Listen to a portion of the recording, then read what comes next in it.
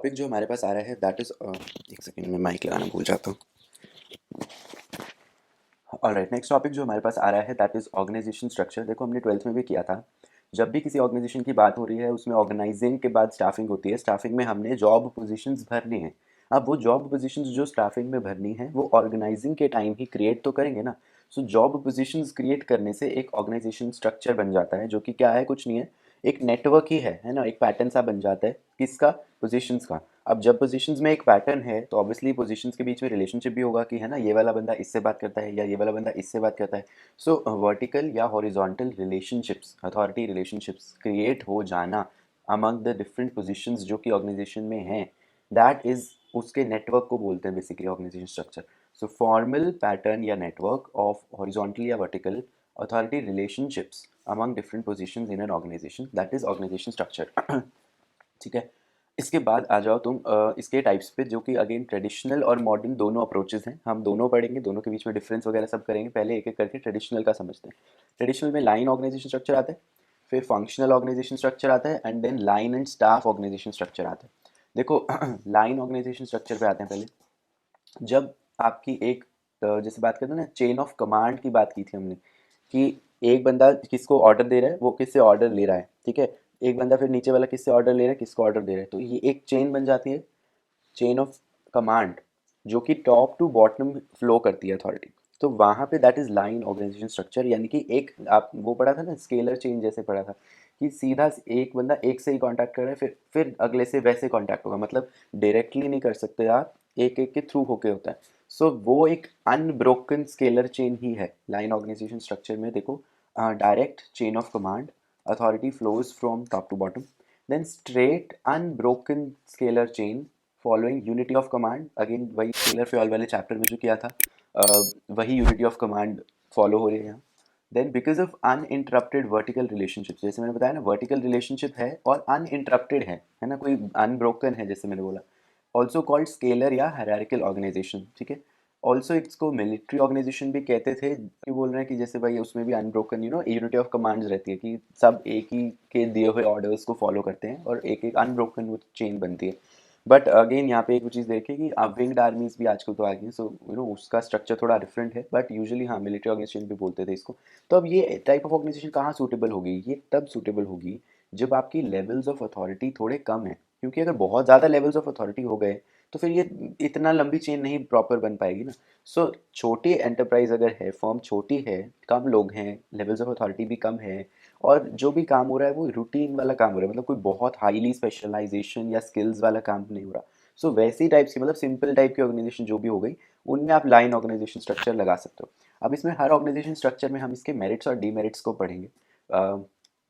Line organisation जैसे मैंने बोला सिंपल स्ट्रक्चर है, ठीक है। मेरिट्स में देखो सिंपल स्ट्रक्चर है क्योंकि डायरेक्ट और clear, again chain of command Sidhi chain है, तो उसमें क्या ही कॉम्प्लिकेशन होगी। क्विक डिसीजन, अगेन सीधा एक यहाँ से यहाँ से यहाँ, कोई अनब्रोकन चेन है तो सीधी चेन ऑफ कमांड है तो क्विक डिसीजन होगा। अगेन डायरेक्ट, जब मैंने बोला ना ये देखो सीधी चेन है, तो हर सुपीरियर के पास अपने सबॉर्डिनेट पे एक डायरेक्ट कॉन्टैक्ट है। ये डायरेक्ट कॉन्टैक्ट इंश्योर करता है कि वो जो भी ऑर्डर्स देना चाहे वो सीधा दे सकता है, एंड ऑल्सो डिसिप्लिन रहते हैं क्योंकि पता है ना मेरे सिर पे खड़ा है वो। सो यहाँ पे यूनिफाइड कंट्रोल है इसलिए डिसिप्लिन है। देन एग्जीक्यूटिव डेवलपमेंट, क्यों, क्योंकि अगेन एक यहाँ पे सारे जो भी लेवल पे होगा वो काम वही कर रहा है ना, बिकॉज और तो कोई लेवल है ही नहीं, सीधे ये एक चेन ही है बस पूरी ऑर्गेनाइजेशन में। तो जो भी लेवल एक एम्प्लॉय है वो सब टाइप के काम कर रहा होगा क्योंकि अलग अलग टाइप के हिसाब से हमने कोई टाइप्स नहीं बनाएगा। सो यहाँ पे एक ही एम्प्लॉय क्योंकि डाइवर्स टास्क कर रहा है तो वहाँ पे उसकी डेवलपमेंट होगी, जैसे मैंने बोला ना मैनेजरियल डेवलपमेंट हो जाती है उसकी।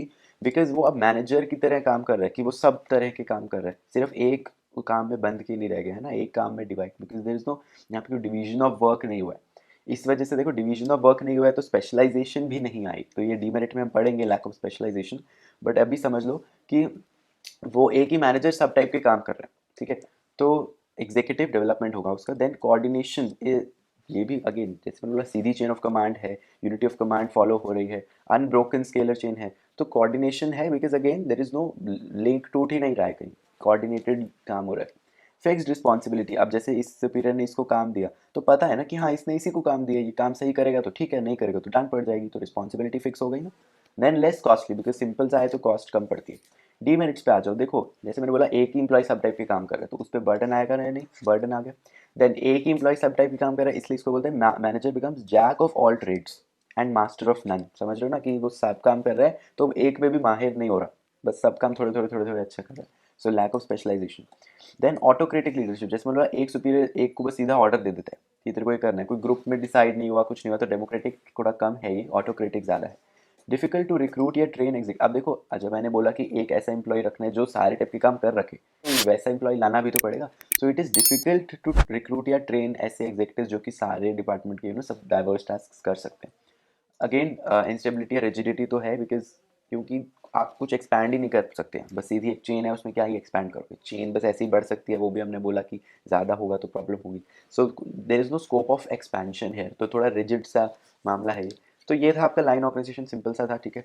अब आ जाओ इसके बाद फंक्शनल ऑर्गेनाइजेशन स्ट्रक्चर। अच्छा उससे पहले एक और चीज़, हाँ, लाइन ऑर्गेनाइजेशन में टाइप्स भी हैं, ठीक है, तो ये टाइप्स पढ़ते हैं एक एक करके, रुको मैं थोड़ा जूम कर लेता हूँ। पहले आता है प्योर लाइन। दो टाइप्स होते हैं इसके, एक है प्योर लाइन और एक है डिपार्टमेंटल लाइन। प्योर लाइन में देखो क्या फ़र्क है, जब एक मैनेजर दो फोरमैन से काम करा रहे हैं, वो फोरमैन्स अपने वर्कर्स को काम कराते हैं, जैसे ये सारे वर्कर्स फोरमैन ए के अंडर है, ये सारे वर्कर्स फोरमैन इसके अंडर है, तो वहाँ पे ये सीधा प्योर लाइन है, ठीक है। यानी कि एक पर्टिकुलर लेवल पे एक्टिविटीज़ सिमिलर हैं, जैसे दोनों फोरमैन सिमिलर काम कर रहे हैं, वर्कर्स सब सिमिलर काम कर रहे हैं, this is pure line, because एक लेवल पे सारे जो काम कर रहे हैं वो सिमिलर टाइप के काम कर रहे हैं, जैसे ये दोनों फोरमैन सेम काम कर रहे हैं, ये सारे वर्कर्स सेम काम कर रहे हैं, दैट इज़ प्योर लाइन।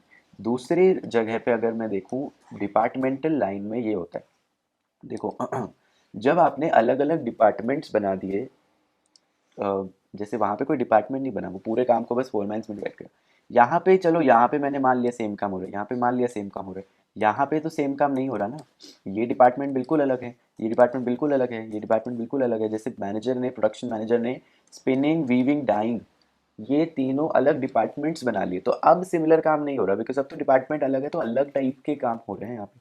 सो ठीक है, आप यहाँ पे ये देखो प्योर लाइन में क्या लिखोगे, activities at a particular level are similar, employees perform similar work, ठीक है। अगेन डिपार्टमेंटल लाइन में एक्टिविटीज को आपने डिपार्टमेंट्स के थ्रू काम करवाया है, supervisors and workers under that supervisor perform similar work but this work differs from the work of other superiors workers from department, मतलब कि आप काम चाहे सिमिलर कर रहे हो, ये वर्कर्स जो ये काम कर रहा होगा वैसा ही काम कर रहा होगा, लेकिन जो एक्टिविटीज़ ये कर रहा है वो इस डिपार्टमेंट की हैं, वीविंग वाले की हैं, ये वाला जो काम कर रहा है ये भी वीविंग की है। लेकिन यहाँ डाइंग वाले में या स्पिनिंग वाले के कोई वर्कर की बात करोगे तो क्या वो वाला वर्कर वीविंग वाले वर्कर जैसा काम कर रहा होगा, नहीं ना। स्पिनिंग वाला वर्कर अगर कोई है वो स्पिनिंग जैसा काम कर रहा होगा, और वीविंग वाला वर्कर वीविंग वाला काम कर रहा होगा। सो यहाँ पे सिमिलर वर्क नहीं हुआ सेम लेवल पे, सारे वर्कर सेम काम नहीं कर रहे हैं, right. So this is departmental line, तो ये दोनों प्योर है तो लाइन ऑर्गेनाइजेशन स्ट्रक्चर, बट यहाँ पे डिवीजन इस बेसिस पे आ गया कि क्या जो इम्प्लॉयज़ हैं वो सिमिलर ही काम कर रहे हैं या डिपार्टमेंट्स के हिसाब से हैं तो अलग अलग काम कर रहे हैं, समझ गए। ठीक है आगे चलते हैं। अब आ जाओ फंक्शनल ऑर्गेनाइजेशन पे।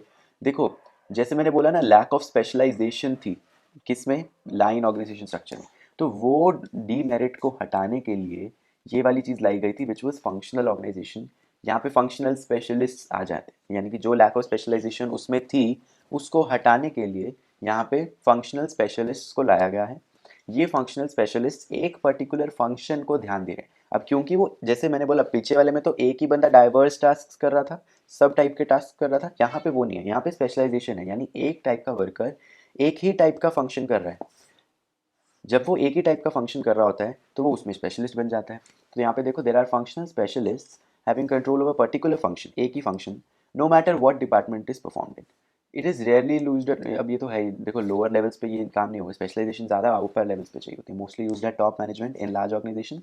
फॉर एग्जांपल देखो परचेज जो भी है वो सेंट्रलाइज कर दी परचेज डिपार्टमेंट में, तो अब परचेज डिपार्टमेंट स्पेशलिस्ट बन गया क्योंकि वो एक ही फंक्शन कर रहा है, फंक्शन ऑफ परचेज। तो एक डिपार्टमेंट एक ही तरह का फंक्शन कर रहा है, that is functional organisation. Diagram से देखो यहाँ पे जैसे मैनेजिंग डायरेक्टर, इसने क्या किया, ये फाइनेंस प्रोडक्शन पर्सनल मार्केटिंग ये सारे अलग अलग फंक्शंस हैं, समझ रहे हो। ये फंक्शंस जो हैं, अब जैसे मान लो फाइनेंस प्रोडक्शन और प्लांट मैनेजर, ये तीनों को चीफ इंजीनियर प्लांट सुपरिटेंडेंट और क्वालिटी कंट्रोल इंस्पेक्टर चाहिए ही होता है। मतलब क्वालिटी कंट्रोल वाला है वो पर्सनल मैनेजर को भी चाहिए, प्रोडक्शन में भी क्वालिटी कंट्रोल होगा और फाइनेंस में भी हो सकता है क्वालिटी कंट्रोल हो। सो यहाँ पे अगेन स्पेशलाइजेशन के हिसाब से वो डिपार्टमेंट है कि ये वाला डिपार्टमेंट भैया यही काम कर रहा है, अब इससे काम एक डिपार्टमेंट ने करवाना है, एक डिपार्टमेंट ने करा लो, दो ने कराना है, दो ने करा लो, तीन ने कराना है, तीनों ने करा लो। सो बेसिकली फंक्शन के हिसाब से बन चुका है वो डिपार्टमेंट कि हाँ ये डिपार्टमेंट में है, मतलब ऑर्गेनाइजेशन में है ये डिपार्टमेंट आपका इस फंक्शन का। अब वो जितने वो फंक्शन जितने जिस भी लोगों को चाहिए होगा वो वहाँ आके वो काम करा लेगा। फंक्शनल स्पेशलाइजेशन पे फोकस है। ठीक है, अब देखो यहाँ पे भी ये इतना वो कन्फ्यूजन आपको लग रहा होगा क्या है, बट ये कुछ नहीं है, बस ये है कि जैसे foreman forge shop, foreman welding shop, foreman paint shop, ये शॉप्स हैं जो यही वाला काम कर रही हैं। बट अब यहाँ पे डिवीजन ये कि इसके अंडर आ रहा है। आपने जैसे बोला चीफ इंजीनियर वाला भी इससे काम ले सकता है, प्लांट सुपरिटेंडेंट वाला भी इससे काम ले सकता है, क्वालिटी कंट्रोल वाला भी इसको काम दे सकता है। तीनों ये तीनों से वो ले सकते हैं काम, और वो काम फिर कर सकते हैं क्योंकि वो उस काम में स्पेशलिस्ट हैं। तो जिस भी बंदे को वो उस चीज़ की फंक्शन की ज़रूरत है वो वहाँ जाके उससे काम करा सकते हैं। एंड ये तीनों फोरमैन्स फिर वर्कर्स को काम करवाते हैं। ठीक है, समझ रहे हो? थोड़ा देखने में कॉम्प्लिकेट लग रहा है बट है कुछ नहीं, बस जो फंक्शंस हैं जिसको जिससे काम लेना है वो ले लो क्योंकि वो फंक्शन बना हुआ है डिपार्टमेंट में। इसके मेरिट्स पे देखो, स्पेशलाइजेशन है। मैंने बोला यहाँ तो एक फंक्शंस बन चुके हैं तो फंक्शनल स्पेशलाइजेशन आई गई है। बेटर सुपरविजन, क्यों? क्योंकि वर्कर्स पे जैसे एक एक फंक्शन के हिसाब से सुपरविजन हो रही है ना, तो वो उस डिपार्ट उसमें स्पेशलिस्ट बनता ही जा रहा है और वो पता है उसको बंदे की काम कैसे करवाना है बिकॉज वो उसी काम में लगा हुआ है। डेमोक्रेटिक, जैसे उसमें ऑटोक्रेटिक था, यहाँ डेमोक्रेटिक है। क्यों? क्योंकि वहाँ पे एक से नहीं मिल रहा ना, अलग अलग फोरमैन्स जो हैं वो वर्कर्स से काम करवा रहे हैं। सो डेमोक्रेटिक है बिकॉज एक ही वो ऑटोक्रेटिक वाला वो सिस्टम नहीं है कि एक ने ऑर्डर दिया बस वो ऑर्डर ले लिया। देर इज बहुत सारे थे ना वहाँ पे, देखे थे आपने डायग्राम में। स्कोप फॉर एक्सपेंशन, ये पीछे में स्कोप ऑफ एक्सपेंशन नहीं था लाइन वाले में, इसमें है बिकॉज यहाँ पे जितना आपको मान लो एक और डिपार्टमेंट बनाना है, एक और फंक्शन बनाना है, बना लो, एक और लाइन ही तो खींचनी है स्ट्रक्चर में, बेसिकली एक और स्ट्रक्चर बन जाएगा ना, there is no problem. Standardisation, because एक फंक्शन एक उसमें हो रहा है, एक फंक्शन उसमें हो रहा है, वो बंदे उसी काम में लगे हुए हैं, वो बंदे उसी काम में लगे हुए हैं, उसका जो प्रोडक्ट या उसकी जो सर्विस जो भी होगी वो स्टैंडर्ड है बिकॉज वो उसी एक ही पर्टिकुलर जगह से आ रही है, अलग अलग लोग डाइवर्स टास्क नहीं कर रहे हैं ना। डीमेरिट्स, डिसिप्लिन वहाँ लाइन में था, यहाँ तो इतना जैसे हो गया ना, वो इतने सारे वो हैं किसी अलग अलग लोगों से ऑर्डर ले रहे हैं। सो यहाँ पे डिसिप्लिन की कमी है बिकॉज आप कितना ही, बिकॉज अगेन कंट्रोल थोड़ी कम हो जाती है। क्यों है? देखो, डिफिकल्ट टू फिक्स रिस्पॉन्सिबिलिटी, जैसे तीनों फोरमैन जो हैं वो वर्कर से काम करवा रहे थे, वो वर्कर्स ने मान लो काम अच्छा नहीं किया तो वो किस फोरमैन पे आएगा, फोरमैन ऊपर किसको रिस्पॉन्सिबिलिटी देगा, वो चीज़ करनी थोड़ी मुश्किल हो जाती है। कोऑर्डिनेशन भी देखो, पीछे जो था कोऑर्डिनेशन था, यहाँ पे कम है बिकॉज अगेन इतना वो है कि सब एक उससे काम करवा रहे हैं कि कोऑर्डिनेशन में काम होना मुश्किल हो जाता है। पीछे याद हो तो डिले इन डिसीजन मेकिंग नहीं था, वो क्विक था। ये डिले हो रहा है बिकॉज यहाँ पे इतने सारे लेवल्स आ गए और इतने वो एक उससे काम कर रहा है, उससे भी काम कर रहा है, उससे भी काम ले रहा है। सो इतना डिले हो जाएगा डिसीजन मेकिंग बिकॉज एक से नहीं ऑर्डर ले रहा है, बार बार उस अलग से ले रहा है। देन लेस इकोनॉमिकल, पीछे वाला इकोनॉमिकल था, कॉस्टली कम था, यहाँ पे तो अगेन इतने सारे फंक्शंस बनाने पड़े, उसके डिपार्टमेंट्स बनाने पड़े, इकोनॉमिकल कम पड़ता है। एग्जीक्यूटिव डेवलपमेंट कम है बिकॉज अगेन ये तो पीछे वाले का फ़ायदा था ना कि वो जब डाइवर्स टास्क करता है कि मैनेजर, तो डाइवर्स टास्क करने से फ़ायदा होता है इस चीज़ का कि वो सब में माहिर हो जाते हैं। माहिर मतलब जब एक ही एम्प्लॉय सब टाइप के काम कर रहा है उसमें मैनेजरियल डेवलपमेंट आने लगती है बिकॉज वो अब अलग अलग टाइप के टास्क कर सकता है, तो वो मैनेजरियल डेवलपमेंट उसमें हो रही है। यहाँ पे वो नहीं हो रही एग्जीक्यूटिव डेवलपमेंट बिकॉज वो एक ही में स्पेशलिस्ट बन रहा है, सब में नहीं बन रहा, राइट। तो ये था आपका फंक्शनल। इसके बाद आ जाओ आप लाइन एंड स्टाफ। इसमें एक तरह से कॉम्बिनेशन है, जो हमने दोनों उसके पढ़े हैं ना अभी, उसका कॉम्बिनेशन है ये। देखो कैसे बताता हूँ।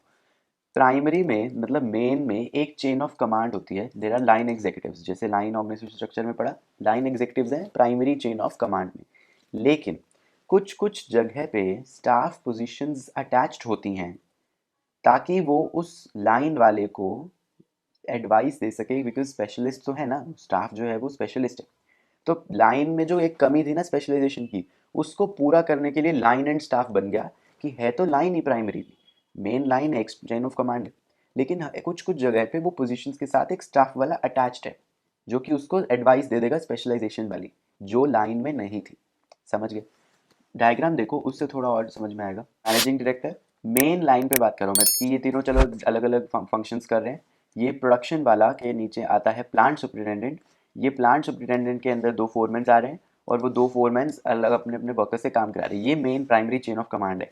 लेकिन इस प्राइमरी चेन ऑफ कमांड के साथ साथ अगर आप देखो, ये डॉटेड लाइन्स दिख रही हैं आपको, ये डॉटेड लाइन्स बेसिकली स्टाफ वाले हैं जो कि क्या हैं, स्पेशलिस्ट हैं।